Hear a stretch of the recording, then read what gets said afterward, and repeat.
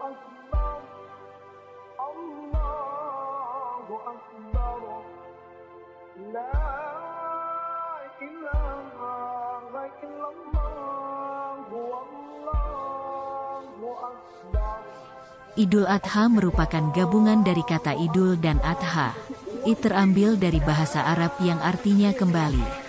Sedang adha merupakan jamak dari adhet yang berasal dari kata udhiyah yang artinya kurban. Jadi Idul Adha dapat diartikan kembali berkurban atau hari raya penyembelihan hewan kurban. Disyariatkannya kurban mengacu pada beberapa dalil, baik Al-Quran maupun As-Sunnah. Allah berfirman, dan bagi tiap-tiap umat telah kami syariatkan penyembelihan, kurban, supaya mereka menyebut nama Allah terhadap binatang ternak yang telah dirizkikan Allah kepada mereka. Surah Al-Hajj ayat 34. Dalam surah Al-Kautsar ayat 1-3, Allah berfirman, sesungguhnya kami telah memberikan kepadamu nikmat yang banyak. Maka dirikanlah sholat karena Tuhanmu, dan berkurbanlah. Sesungguhnya orang-orang yang membenci kamu dialah yang terputus. Dalam suatu hadis disebutkan, hai manusia, sesungguhnya atas tiap-tiap ahli rumah pada tiap-tiap tahun disunatkan berkurban. Hadis riwayat Abu Dawud dari Abi Hurairah, sesungguhnya Rasulullah bersabda, barang siapa yang mempunyai kemampuan tetapi tidak berkurban, maka janganlah ia menghampiri tempat sholat kami. Hadis riwayat Ahmad dan Ibnu Majah.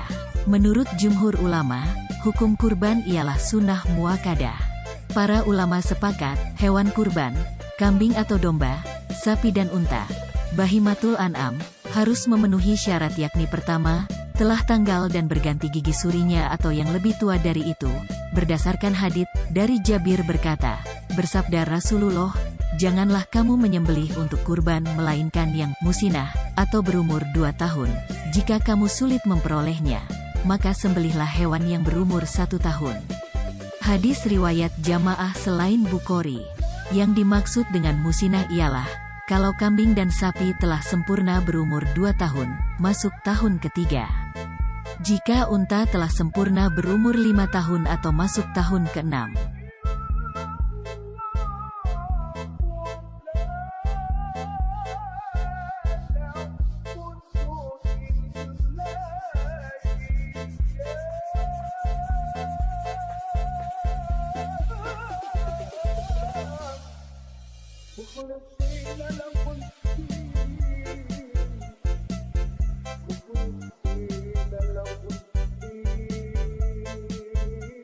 Kedua, hewan yang dijadikan kurban harus sehat, bagus, bersih dan enak dipandang mata, memiliki tanduk, mempunyai anggota tubuh yang lengkap, tidak ada cacat seperti pincang, buta, kurus, sakit, majnun atau stres, rusak kulit, terpotong sebagian kupingnya, dan sebagainya.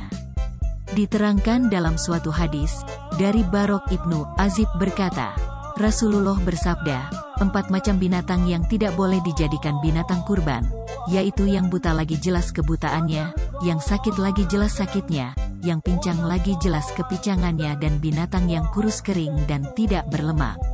Hadis riwayat Abu Dawud dan Ibnu Majah. Berdasar hadis tersebut, mengapa ya, hewan kurban itu harus bagus bahkan sempurna? Karena kurban merupakan bagian ibadah kepada Allah, sebagai wujud ketakwaan kepada Allah, dalam rangka mendekatkan diri kepada Allah.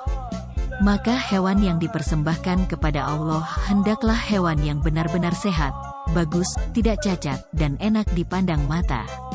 Allah berfirman dalam surah Al-Hajj ayat 37, daging-daging unta dan darahnya itu sekali-kali tidak dapat mencapai keridhaan Allah, tetapi ketakwaan dari kamulah yang dapat mencapainya. Semoga video singkat ini memberi manfaat bagi kita, dan silakan like dan subscribe untuk mendukung channel ini. Sobat-sobat, jika akan memberikan saran silakan tulis di kolom komentar. Akhirnya, saya ucapkan terima kasih.